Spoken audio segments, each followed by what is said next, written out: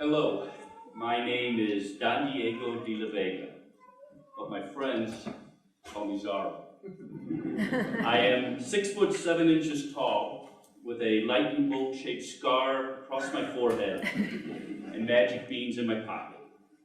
In my lifetime, I have hunted a massive great white shark, instructed a human being from stolen body parts, been caught in a tornado with my dog, and flown to the moon in Jim Lovell's spaceship, all while wearing a prosthetic leg made out of whalebone.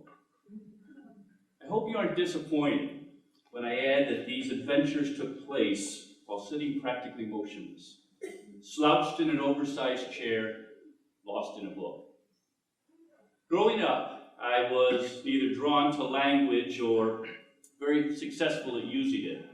My mother enjoys telling the story of how, in a desperate attempt to improve my writing skills, she enrolled me in summer school. At that time, summer school was reserved for struggling students and troublemakers, and not at all like the gifted programs prevalent today. I spent those long, warm afternoons creating an oversized newspaper filled entirely with articles on baseball. The year was 1969, and the publication now stands as a testament to my beloved Chicago Cubs' late season demise. Also serves as my point of entry into a life of writing. Sadly, it's seldom that easy. Young children enter preschool alive with creative confidence only to leave high school doubting it entirely.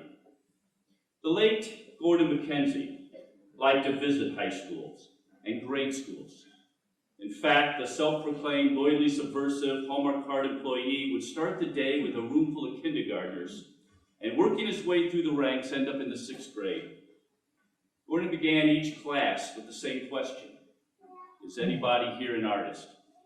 If you have a 5-year-old in your life or can drudge up an old memory of what it was like to be one, it's pretty easy to guess how Gordon's first stop goes. The kindergartners erupt with excitement and jostle for Gordon's attention. Everyone in the room is an artist. But as the day progresses and the excitement wanes, Gordon makes his final question. There's only the last time a handful of hands, 2 wary 6th graders, are willing to accept the label. What happened? Gordon probes. I just visited the kindergarten class this morning and it was full of artists. Did they all transfer out? And then, giving himself away, Gordon pauses and regrettably concludes, no, I suspect something much worse has happened here. Someone has told you it's not okay. I am interested, wrote cultural anthropologist Margaret Mead, in what happens to people who find the whole life so rewarding that they're able to move through it with the same kind of delight in which a child moves through a game.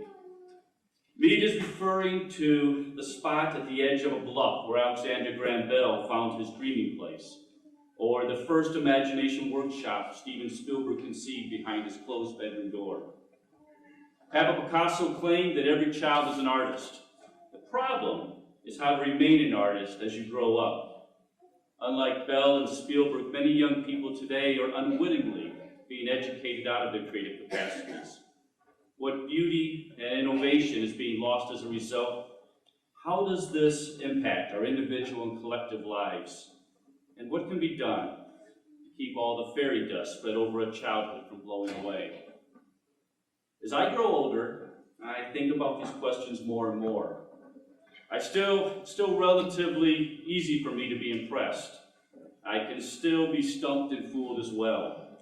But with the passing of time, that feeling of standing in wonder or being wrapped in awe has become increasingly hard to find. It is absurd that many educators and parents still distinguish between a time of learning and a time for play without seeing the dynamic link between the two. The fact that your heartbeat changes to mimic the music you are listening to, or that there are over 8 million lightning bolts striking the earth 100 times every second of every minute, of every hour, of every day, forever and ever, doesn't make the topic less enchanting, only more so. The arts show us to explore the edges of our humanities. They allow us to to show the edges of our humanities. While science gives us empirical facts and tries to tie them together with theories, it's the humanists and the artists who turn them into narratives with moral, emotional, and spiritual meanings. In that way, we attempt to capture the beauty, power, or terror around us and hold them up for closer examination. We feel some sense of control in a chaotic world. We uncover more precisely who we are.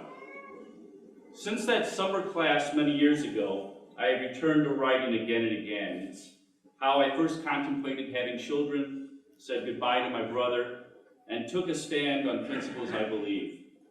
Our relationship has not been an easy one, however. No one is born with a particular style or voice, so I needed to first borrow someone else's before earning my own. And while writing demands steady effort, rewards are distributed reluctantly and unevenly. It's as if you must first prove your love. But when you show up, and show up, and show up again, one day, the muse will unexpectedly decide to join you. Author John Irving begins every novel by writing its last sentence. Once established, each word of the story must lead there. It's the only thing he won't change. While I am sure John hoped this insight would benefit my own writing, I was struck more by the larger metaphor his example suggested. If life were framed in a similar fashion, what last sentence would I choose, and how could I write my way there? Moth storyteller Peter Aguero believes that everyone has a tale to tell. All of us collect memories, Peter declares, but as time goes on, the worst of what we remember gets shoved behind old furniture in our brain. Because these recollections hurt, we don't want to get close. Think of a child cowering in her dark bedroom, believing she sees a monster. In the light of day, it's just a pile of clothes. When we start to tell the stories of our lives, we start to gain agency. We begin to own them instead of them owning us. Only humans tell stories. They recall the things that happen to us and how we feel when they do. They allow us to inhabit the imaginary lives of others and bring this empathetic understanding back to our own. And they offer us a space to build a narrative that affords our life meaning. When we share our stories with others, we are no longer alone. So I embolden you to venture out and discover your life, word by word, note by note, and color by color. As you meticulously select just the right one and struggle to make them dance together, they will unearth something deeper from within.